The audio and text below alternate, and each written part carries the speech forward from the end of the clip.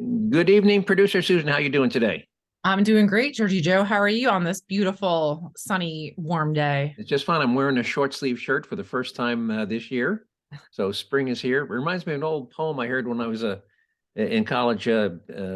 Spring has sprung, the grass has riz. I wonder where the flowers is. So that's kind of where we are today. So you want to hear what we're going to talk about today?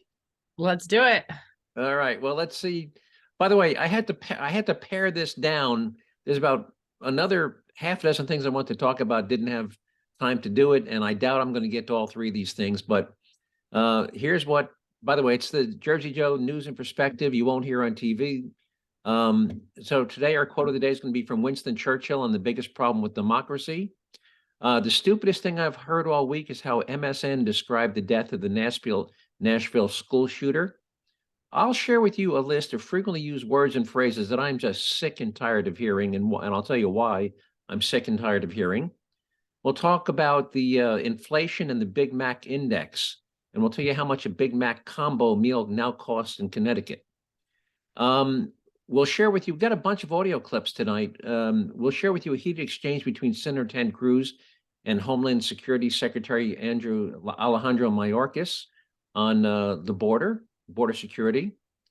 In our Science Minute, we'll tell you about cars that won't let you drive if they think you're drunk and the problems that technology could create.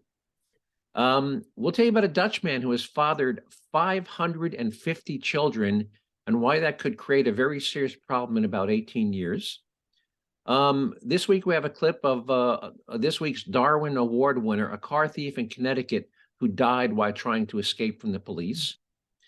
I'll tell you about a solicitation I received from a utility company offering to sell me clean electricity and the response I sent back to them. I'm still waiting for their answer.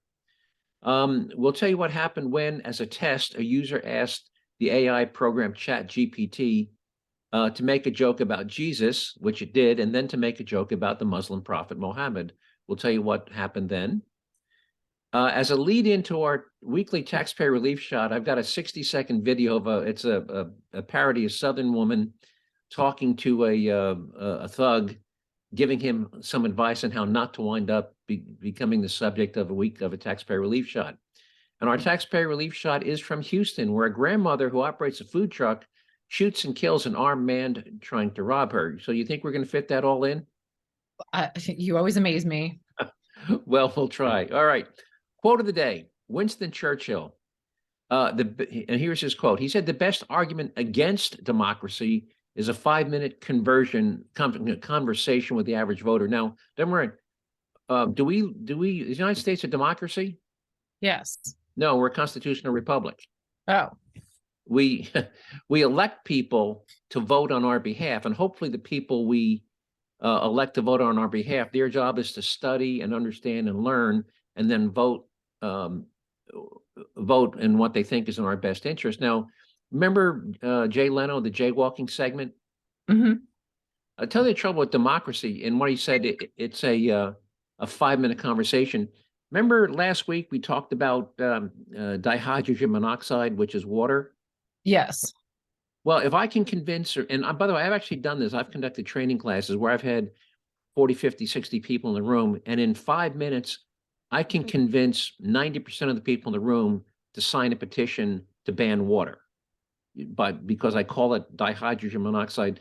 So if you think back to jaywalking, how stupid the average person is, they have either they don't have the time, the interest, or the ability to dig down into some of these complicated matters when it comes to the legislation, which is why we live in a constitutional republic. In theory, the people we elect to represent us, it's their job, their full-time job is to dig down, understand, analyze, and evaluate different legislative proposals. If it was just people, yeah, that sounds good, let's do it. Can you imagine the state of this country? Oh, yeah. If people were just allowed to vote on every piece of legislation, Mm-hmm. I mean, it's just incredible. So again, he's not saying that communism or socialism is better. He just says, you know, democracy in its purest form is really something you never want to do, because the average person has neither the time, the intellect, or the inclination to really understand what they would be asked to vote on. So, and again, if I'm sure you've seen the Jay Leno things, jaywalking, like they can't tell you who the U.S. fought in World War II, who fought in the Civil War. It's just, all right. So the stupidest thing I've heard all week, I didn't have one until late yesterday.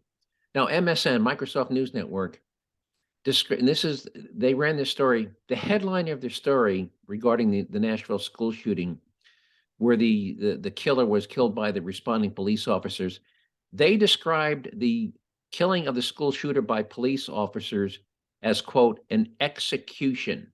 Now, execution has a legal definition that includes the killing of an unarmed person. In the history of executions, have you ever heard of an execution, even back in where they used to cut people's heads off, where they gave the person who was about to have their head cut off a sword and said, well, here's a sword. If you can kill the guy who's trying to cut your head off, we'll let you go. Or if it's a state-sanctioned execution, did we give people guns to shoot back at the firing squad? No. So I've never heard a more, at least my opinion, a more ludicrous use of the word execution. Here are the police, by the way. She was shooting at them. So at a minimum, it was self-defense, because if somebody's shooting at you, you have the right to shoot back at them. People who are being executed don't have weapons. And it was certainly, at least in my opinion, justifiable homicide. You have any thoughts on their use of the word execution? Yeah, that's definitely the wrong term for that scenario. It was certainly justified. The actions of the police, they were swift and they saved, unfortunately, those 6 people died, including 3 children, but, their actions were absolutely justified. And clearly it wasn't an execution. It was not, again, execution implies state sanction, right? State sanction. She was firing upon the police. Right, she's firing. So it clearly was not an execution, because people who've been condemned to die by execution aren't given guns to shoot back at their executioner. So I don't know. Do you think that rises to the stupidest thing I've heard all week, candidate? Yeah. Okay. All right. I'm trying to blow through this. You think I could fit it all in, but I will. Now, is anybody besides me tired of hearing these terms and phrases that have become media buzzwords, which are either undefinable, impossible to achieve, or never actually carried out, but politicians and activists insist on using them over and over, and the media just continue to report? Here is my list, my pet peeve list: fair share, living wage, social justice, equity, wealth inequality, common sense gun controls, hold them accountable, inclusivity, put an end to gun violence, take steps to make sure this never happens again. How many times have you heard that never happen again? Does it always happen again? Always. White privilege and gun-free zone. Now, so again, let me go back. Now that I've given you my list, in my opinion, everything I just rattled off is either undefinable. I've asked people, fine, please tell me what the living wage is for a single person in Omaha, Nebraska. They can't tell me. And oh, by the way, if that person is married and his wife just gave birth to twins, what's the living wage for that person? And if so, if there was a law saying living wage, does that mean if a single employee got married and his wife gave birth, that the employer would be obligated to give him an increase by virtue of the fact that he got married and his wife had kids? Because they're saying, well, employers need to be, we need laws to say employers have to pay a living wage. Fair share. What is fair share? Can you define what anybody's fair share of something is? Nope. By the way, when people think, well, the rich aren't paying their fair share, I think I've talked about this before. The top 1% of people in this country pay more in federal income taxes than the bottom 90% combined. And the top 10% alone are paying 73% of all income taxes. Yet you'll hear people on the left saying the rich aren't paying their fair share, need to pay their fair share. Well, if 1% is paying more than 90%, I'm pretty sure that's at least their fair share, if not more. Common sense gun controls, people, I always say, well, please tell me specifically what new constitutional, quote, common sense gun control are you talking about? Well, they can't. Well, we need to have mental health everybody needs to buy a gun, needs to undergo a mental health exam. Well, guess that that's not constitutional. That's not common sense. Gun-free zones, the stupidest concept I've ever heard of, by the way. In 12 states, they allow teachers and staff members who agree to undergo intensive week-long training with members, active duty SWAT team members, to come back and carry guns in the schools they teach and work in. And that's, I think, 3,000 schools in 12 states. Since that program has been in existence, by the way, it's called Faster Save Lives, FASTER. There has never been one school shooting in any of those 3,000 schools where the teachers and staff are permitted, where volunteers are permitted to carry guns in those schools. Are you familiar with the program? I am, and I think that more schools should adopt that because it seems to be working. Right, and all of the objections, oh, there's going to be accidental shootings and kids are going to get hold of a teacher's gun. In more than a decade where that program's been in existence, none of that has ever happened. All right, you want to move on to Big Macs? Sure. Do you know there's actually something called the Big Mac Index? Have you heard of it? I have heard of it. And again, you can Google it, and there's some group or person that, has been tracking the cost of a Big Mac. And they actually have a chart, and they've got data, and they can, and they basically gauge inflation by the cost of a Big Mac. Well, I sent this out to a bunch of people yesterday, but I intentionally didn't copy you because I wanted you to guess. So for a Big Mac combo meal, which is a Big Mac, small fries, and a small drink at a truck stop in the Connecticut Turnpike, what do you think that combo meal cost in the Connecticut Turnpike? Oh, let's see. At a truck stop on the Connecticut Turnpike, I'm going to go, it's considerably higher than what it is at the McDonald's up the street. I'm going to say it's $15. Higher. No. Is it $20? No, it's almost 17. It's $16.89 without tax. You put on tax for over $17. Yeah. Can you imagine $16.89 for a Big Mac, small fry, and a small soda? Now, in all fairness, though, that's not the price of like the McDonald's up the street for most of us. Not the most of us, but and I'm sure, by the way, and because they have inflated prices on the Turnpike. And do you know why the prices have to be inflated on the Turnpike? Well, supply and demand. Well, not only that, but the state of, also, this is not just, it's all states. When New Jersey Turnpike, when you have when you rent space in those rest stops, the state, charges you a huge rental fee that you have to recover in the price of the food. So trust me, that's some of the highest priciest real estate around. They're paying a fortune for that space inside that rest stop because, as you know, there's probably only room for 3 or 4 places in that rest stop, and it is a high traffic. So they're having to recover everything they're paying to the state of Connecticut in that case. All right. You want to move on to a heated exchange between Senator Ted Cruz and Homeland Security Alejandro Myorkas? Okay. Now, I'm going to give you a little backstory here. Secretary Myorkas is head of Homeland Security, and he's testifying before a Senate hearing, and Ted Cruz obviously is a senator. And the backstory is Press Secretary Kareem Jabul, whatever her name, what's her name? Kareem something or other? Jean-Pierre? Kareem Jean-Pierre, whatever. Yeah, I know who you're referring to. I can't pronounce the name. I apologize. Well, at a press conference, somebody said, does the president have any thoughts on people walking across our southern border? And she said, people are not walking across our border. Now, we've all seen the videos. In fact, in Cruz plays, I don't know if you've seen it, but I've seen multiple people just wading across the Rio Grande River and knee-deep water. Have you seen those videos? Oh, yeah. Yeah. And Cruz even plays one for Myorkas. And he asks him, and I'm going to play this clip of, and I got to wait for this ad to go by. And he even plays the clip for Myorkas, and Myorkas refuses to acknowledge that illegal aliens are in fact walking across the border. And it's rather sad how far out of his way he goes to avoid answering the question. Here we go. Care. Mr. Secretary, That is a lie. You know, some months ago, Karine Jean-Pierre stood up at a White House briefing and said, people are not just walking across the border. Was she telling the truth?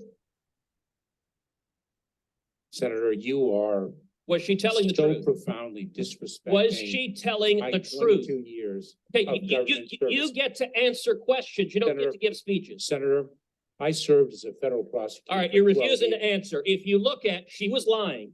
And she was not lying on her own. She was lying on behalf of the President of the United States. This is a photograph from just one day along the Rio Grande of hundreds of thousands of people walking across the border. You have allowed this to happen. This is a crisis. It's a disgrace. And you won't even admit this human tragedy is a crisis. Claiming 1 minute chairman time, Mr. Secretary, would you like to respond to any of those questions? What the senator said was revolting. I'm not going to address it. Your refusal to do your job is revolting. Wow. Any I just any don't. thoughts on that exchange? I mean, what he's saying is accurate. There's evidence, video. I don't understand why he's not accepting, not even answering the question. Well, and it was really pathetic the way he went out of his way. He kept deflecting. Well, you're Yeah. being disrespectful and this is revolting. Well, it's only revolting because you refused to answer the question. Mhm. But, you know, it's really sad. First of all, Karine Jean-Pierre says, no, people are not walking across the border. And Cruz is right. When she said that as the president's press secretary. So she was speaking on behalf of the president. Mhm. I mean, that was a laughable lie. And then Mhm. when he asked Myorkas, was she telling the truth or not? He danced and, you know, got all indignant. Never Mhm. once did he even make an effort to answer the question, which it was a simple yes or no question. Are people walking across the border? Yes or Yes. no? And Walking, swimming. right. So and that was by the way, the other thing of note, you didn't see that clip on any major network news show, did you?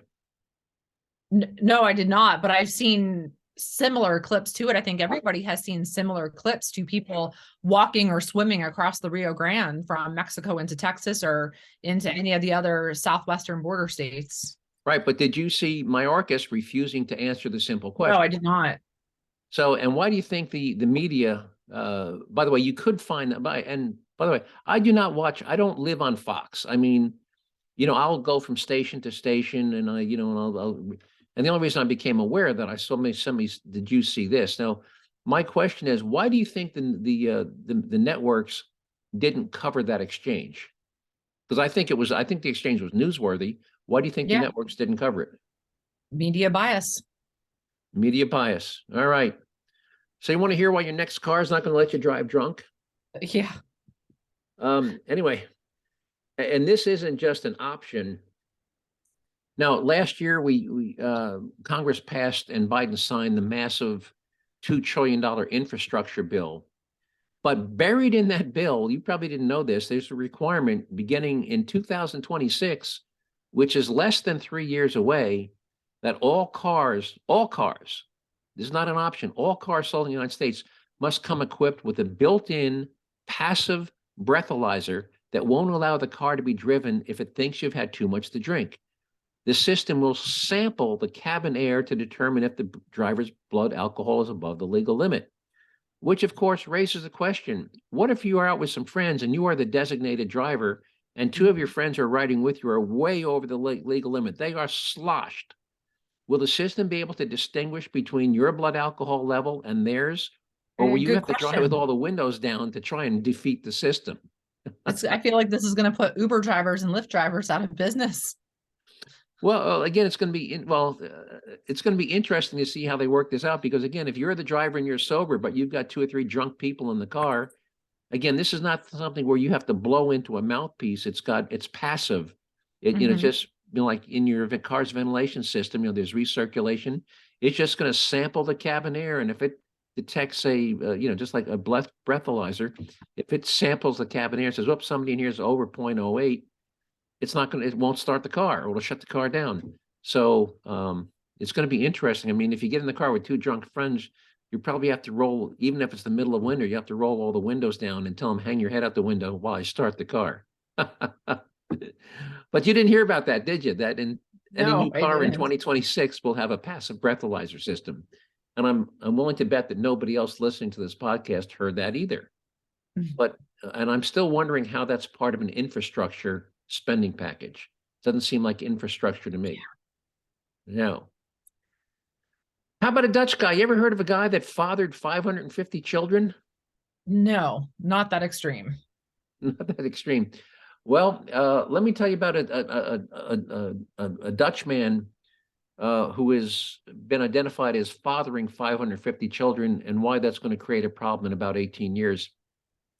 Turns out that this guy had illegally donated / sold his sperm to dozens of different fertility clinics against, and there's laws against this, by the way. You have to disclose, and you're only supposed to do it with one. This guy just went from around the country, he went from city to city. Within a city, he'd go to different fertility clinics, never disclosing that he had donated sperm to other fertility clinics in the same city.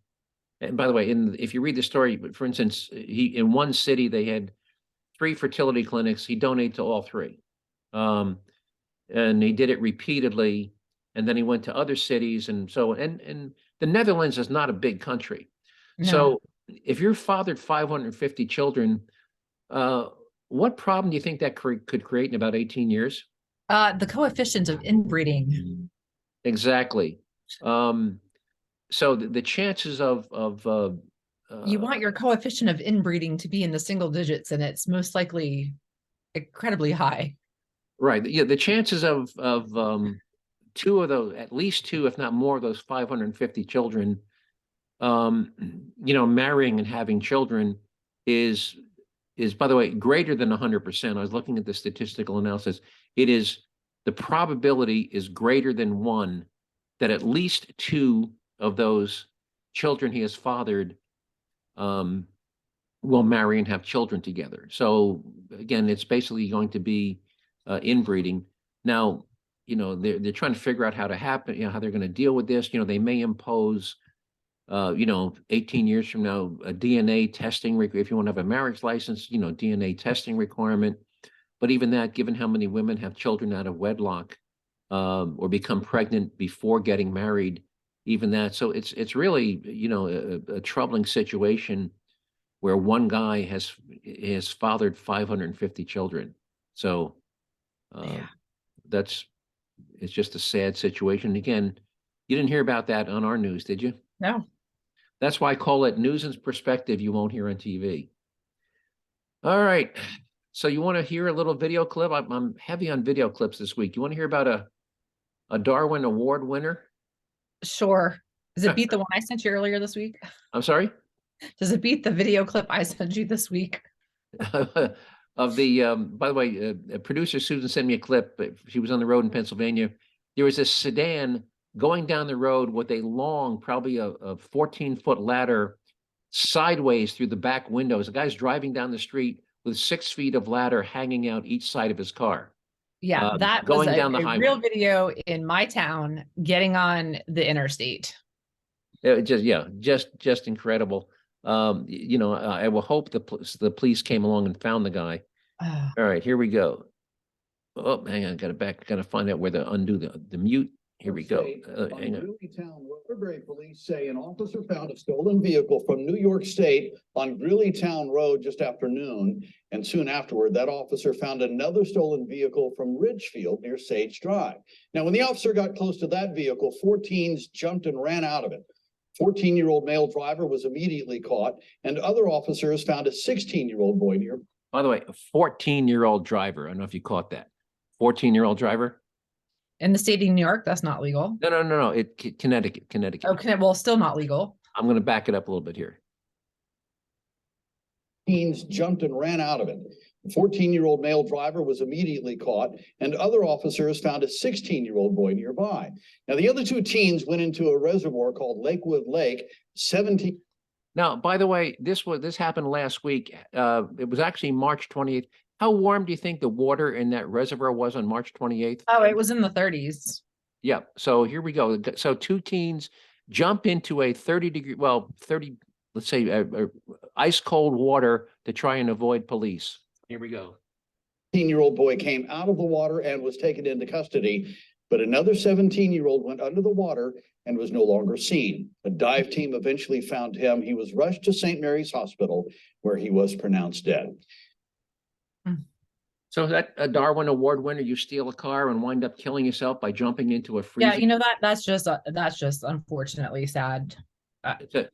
And by the way, it's actually a good thing the others are minors because, you know, under the law, if there's a death during the commission of a felony, every participant can be charged with homicide. Did you know that? Yes, and stealing a car is a felony. Stealing a car is a felony. Now, the saving grace is that they're all minors, so I don't think they can be charged with felony murder. But just as an example, if you're driving a car and your buddy goes into a convenience store to rob somebody and shoots and kills the clerk, even though you never went into the store, if the death of the clerk occurred during the commission of a felony and you were part of that felony, even though you never held the gun, you didn't pull the trigger, you can be charged with murder, even though you didn't pull the trigger. So if any of these teens had been adults, they could all be charged with homicide for the death of their buddy who drowned himself. Anyway, that's our Darwin Award winner for this week. All right. I think my video of the car with the ladder through it takes the cake though. Yeah, it is. But yeah, but we don't know if they lived or died. So, you know, you don't get to be a Darwin Award winner unless you wind up dead from your own stupidity. That's the criteria. You're familiar with the. Well, the thing that bothered me about that video is they could have killed somebody else. They could have killed, right. The ladder situation. Right. But you're familiar with the annual Darwin Award winners, right? It's people, yeah. So again, now if you can send me now, if they wound up dying or killing somebody, and yes, I don't believe they did, but no, but okay, all right. Now here's something interesting. I received a solicitation. I've actually gotten it twice now. I received a solicitation in the mail from, here's the name of the company, Clean Choice Energy, urging me to switch to them as my provider of electricity instead of Jersey Central Power and Light. Now, if I agree to purchase their clean energy, their clean electricity, which is generated by wind turbines and solar farms, at a premium of the rates being charged by JCP&L, but it would still be delivered to my house using the JCP&L transmission lines and transformers. So basically they're saying, hey, we're going to produce this clean electricity over here, but we can send it to your house through the JCP&L lines and transformers. We're not going to run separate lines to your house. Now, for those who don't know, electricity is nothing more than electrons that are, you know, and atoms have a nucleus and they have electrons, and electricity is simply the movement of electrons through a wire. And when you have wind turbines or solar farms or a coal plant, you're basically causing electrons to flow through a wire. Now, they want me to pay a premium for their clean electricity, their clean electrons, even though it's going to be in the same wire. So my questions to them were the following. Question one, do you provide a special electric meter that only permits electrons generated by your wind turbines and solar panels to enter my house? If so, how does that meter distinguish between electrons flowing into the wires that were generated by the JCP&L coal-fired power plants and your clean electrons? In other words, you're going to put your clean electricity into the same wire with the JCP&L electrons. Yeah. So you're going to give me a special meter that's going to filter them out and only let your electrons come into my house? Mm-hmm. So my next question was, if no such special filtering meters exist, and they don't, doesn't that mean that my neighbors who don't sign up for your premium clean energy service will also be getting some of your clean energy electrons at no additional cost every time they turn on a light bulb or TV in their house? And if so, how is that fair to me? Finally, do you have a massive bank of batteries capable of storing 24 to 72 hours worth of wind and solar generated power? And if not, where will the clean power that you're offering to sell me come from during prolonged periods when your turbines and solar panels are unable to provide all of the clean energy that people are buying from you? If that energy is going to be purchased from a non-clean energy provider during those periods, will I get a reduction on my monthly bill whenever that dirty energy is being supplied to my home instead of the more expensive clean energy that you're offering to sell me? Still waiting for my response. I mean, it is all just a scam. I mean, I don't doubt that they're creating energy via turbines and solar panels, but you're right. You cannot differentiate between that energy. Yeah, there's no way. Once those electrons go on the wires, it's all commingled. And to say, well, Mhm. we're only going to sell you our electrons. No, anyway. I know we're running short on time, so I'm going to move ahead real quickly. So we talked about GPT in the past, right? Artificial Yeah. intelligence. And I want to talk about the bias in the creation of the software. So as a test, the user asked the software to tell him a joke about Jesus. And it came back with a very incredibly offensive joke about Jesus. It asked him, why doesn't Jesus play hockey? And it came back something having to do with, Jesus getting nailed. And I won't go in. It was just really revolting. He then asked the Chat GPT to tell him a joke about the Muslim prophet Muhammad. And Chat GPT came back, said, I'm sorry, I can't respond. My programming prohibits me from creating jokes that are offensive to any religious group. And so I'm just boggled why, in terms of the bias, whoever is programming Chat GTP says, yeah, you can make jokes about Jesus all you want, but no, you can't make a joke about the Prophet Muhammad. You can just Google that. If people want to see the actual verbatim response, just Google Chat GPT, Jesus and Muhammad. Just Google those words, it'll come up. And it's horrible during this Holy Week that we're entering. Right. And again, it was something about Jesus being nailed, and I won't tell you what the joke was, but it was incredibly offensive. Before I do our taxpayer relief shot, I've got a 55-second. This was made for the internet, but it's a Southern gal, and they have a guy with rainbow teeth. He's got his teeth are all, blue, yellow, red, green, and she refers to this guy as Skittles. And so this guy, who's an actor, says to this Southern gal, well, if I come in to rob your house, what are you going to do about it? And she refers to him as Skittles. And she also makes reference to pit bulls and pew-pews. You know what a pew-pew is? No. When kids play, guns, bad guys, pew-pew, pew-pew, shooting. Oh, yeah. So she makes reference to pit bulls and pew-pews, and she refers to this guy as Skittles because his teeth are multicolored. So I'm going to play this little clip of how this Southern gal responds to this guy, who says, what are you going to do if I come into your house to rob you? Here we go. Let me turn this up a little bit. What would you do if I broke in your house?